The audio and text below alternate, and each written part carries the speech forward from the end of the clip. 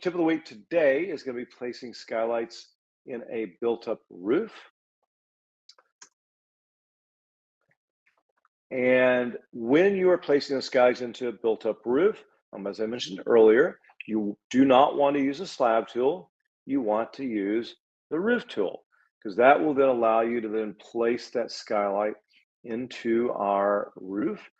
Even if, and I'll show you how to do it in a second, you can actually draw a roof flat as well as, I'll show you how to do that. So the first thing you want to do is to go into your roof tool, select a composite option, and draw that roof by picking the composite option within our roof settings.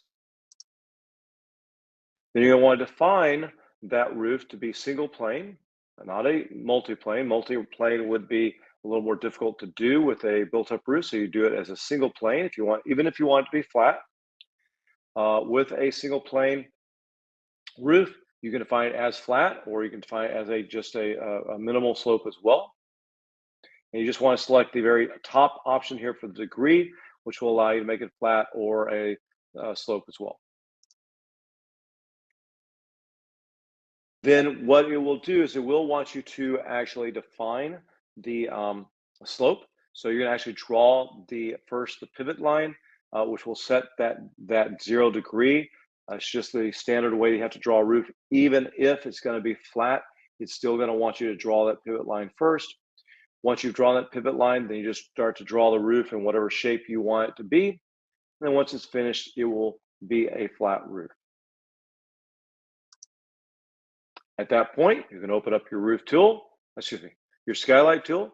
You can go into your skylights, select the skylight that's going to be appropriate for what you're looking for.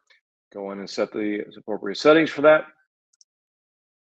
And then simply click and place that skylight into your flat roof.